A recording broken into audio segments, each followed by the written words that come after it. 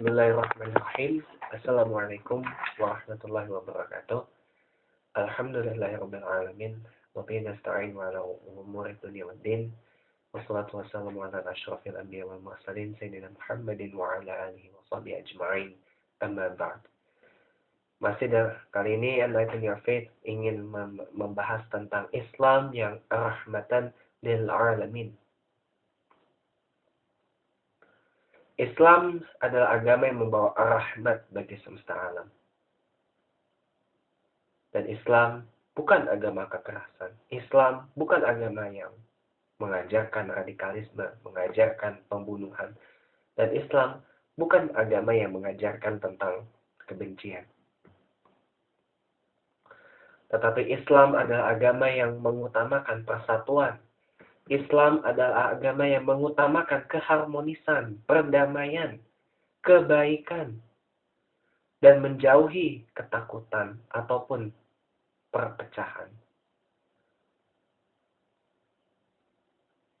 Seringkali kita melihat di beberapa negara di dunia ada konflik SARA yang melibatkan ras dan agama. Seringkali orang yang dianggap minoritas itu dianggap sebagai musuh. Dianggap sebagai lawan yang harus dihancurkan, lawan yang harus dimusnahkan, musuh yang harus dibasmi habis-habisan. Padahal Islam bukan agama yang seperti itu. Islam dengan Kristen dan Yahudi akur di zaman Rasulullah SAW dulu. Kenabian daripada Muhammad SAW itu diketahui bukan oleh Muslim, tapi oleh seorang pendeta Kristen yang bernama Jackson. Dan Nabi Muhammad SAW memiliki seorang mertua yang beragama Yahudi, namanya Huyai bin Akhtab, bapak dari salah satu istrinya, Sofia, yang kemudian masuk ke agama Islam dan menikah. Sesudah dia menikah dengan Nabi Muhammad SAW. Dan ketika itu salah satu anak dari Rasulullah Muhammad SAW, Fatimah, didatangi oleh banyak wanita Yahudi. Namun apa yang dibicarakan? Mereka bicara soal agama, bicara soal siksa kubur, dan lain-lain. Tetapi kenapa sekarang banyak orang ramai-ramai memusuhi Islam dan gencar sekali yang namanya SARA? Bukankah Islam dan agama lain mengajarkan untuk bersatu? Bukankah Islam dan agama lain mengajarkan untuk memerangi SARA? Tetapi kenapa malah justru SARA ini yang makin berkembang luas? Tidak hanya di Indonesia, tapi juga di berbagai belahan dunia lain. Karena mereka gagal menjiwai agamanya. Karena mereka gagal memahami yang diajarkan oleh agamanya.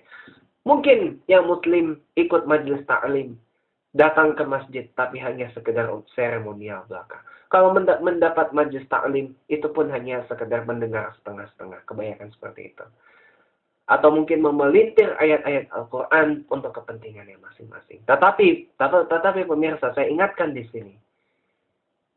Ya.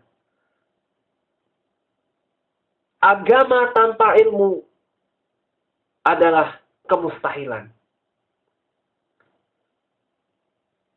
Ilmu tanpa agama juga kemustahilan. Jadi jangan pernah berkata pakai bawa-bawa agama segala gitu, atau mencampur adukan urusan dunia dengan agama, karena pada dasarnya hidup ini tidak akan pernah bisa lepas dari ajaran agama manapun itu, tidak hanya Islam. Buat bagi yang Kristen, tidak akan lepas dari ajaran Kristen. Bagi yang Yahudi, tidak akan lepas dari ajaran agama Yahudi. Bagi yang Hindu, Buddha, dan beragama lain, tidak akan lepas dari Hindu, Buddha, dan agama yang lain. Tidak akan pernah bisa lepas. Karena dunia tanpa agama adalah satu kemustahilan. Agama diciptakan untuk bagaimana kita menyembah, meyakini bahwa Allah itu ada. Agama dilahirkan untuk membawa kebaikan. Dan agama dilahirkan untuk mengajarkan kita bagaimana cara kita berbakti kepada yang punya alam semesta ini. Allah Subhanahu wa Ta'ala. Islam yang rahmatan lil alamin. Bukan Islam yang membenci kaum minoritas. Bukan Islam yang membenci Kristen dan Yahudi. Sekalipun Allah melarang Islam memilih pemimpin Kristen, orang-orang Kristen dan Yahudi untuk menjadi pemimpin. Tetapi saya ingin ingatkan di sini, apabila pemimpin itu baik dan mampu menjalankan tugas sebagai pemimpin dengan baik, memilih pemimpin sekalipun itu bukan Muslim, tidak masalah. Tetapi kalau memilih pemimpin Muslim tapi berkelakuan baik, mampu meneladani akhlak Nabi Muhammad SAW, hukumnya malah justru jadi sangat wajib. Sebaliknya, jika Muslim itu kafir, jika Muslim itu melakukan perbuatan tidak baik, wajib diperangi. Muslim korupsi, perangi. Muslim memerkosa anak kecil, perangi. Muslim keras kepada wanita dan anak-anak, perangi. Non-Muslim juga melakukan hal-hal yang sama, perangi. Sebagaimana Nabi Muhammad memerangi kaum Quraisy yang menentang keberadaan Islam, wajib hukumnya. Bahkan sesama Islam pun wajib diperangi kalau melanggar apa yang disyariatkan oleh Islam dan melanggar apa yang sudah dituntunkan oleh Nabi Muhammad SAW, itu wajib diperangi. Kalau kasusnya sudah parah. Nabi Muhammad tidak pernah mengajarkan kita korupsi. Nabi Muhammad tidak pernah mengajarkan kita bermusuhan dengan golongan-golongan Kristen dan Yahudi. Nabi Muhammad tidak pernah mengajarkan kita untuk memperkosa anak-anak. Nabi Muhammad tidak pernah mengajarkan untuk membunuh dalam keadaan yang damai. Nabi Muhammad tidak pernah mengajarkan untuk nyolong. Nabi Muhammad tidak pernah mengajarkan kita untuk berlaku seenaknya sendiri kepada wanita dan anak-anak. Dan Nabi Muhammad tidak pernah mengajarkan kita untuk menggunakan narkoba. Kalau ada Muslim yang seperti yang tidak pernah dilakukan oleh Nabi Muhammad SAW tadi, maka itu wajib diperangi.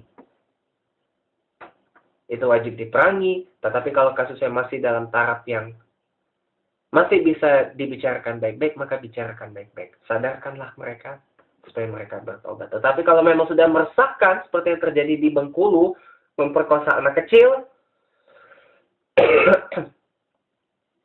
yang namanya Yuyun itu 14 orang remaja di bawah 20 tahun memperkosa anak kecil, Yuyun Muslim dan memperkosa seorang Muslim, itu wajib dihukum mati.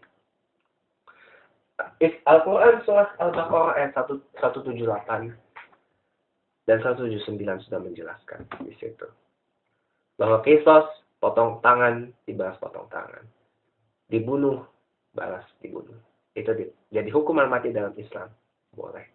Tetapi saya memberikan pesan di sini.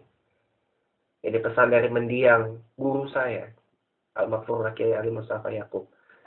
Jika dalam agama yang bukan Islam ada Tuhan selain Allah, umat Islam tidak boleh merasa tersinggung, tidak boleh marah, dan tidak boleh merasa terganggu, apalagi dilarang keras mengganggu dan menyinggung perasaan umat non-Islam. Tapi sebaliknya, jika dalam agama Islam diajarkan Tuhan itu hanyalah Allah Ta'ala dan Nabi Muhammad adalah Nabi terakhir dan tidak ada Nabi setelahnya, maka umat non-Islam tidak boleh mengganggu, tidak boleh merasa tersinggung, dan tidak boleh marah, apalagi kepada umat Islam, dan dilarang keras mengganggu dan menyinggung perasaan umat Islam. Apapun itu. Allahumma mu'afiq wa huwa musta'an. Akhirul kalam. Wassalamualaikum warahmatullahi wabarakatuh.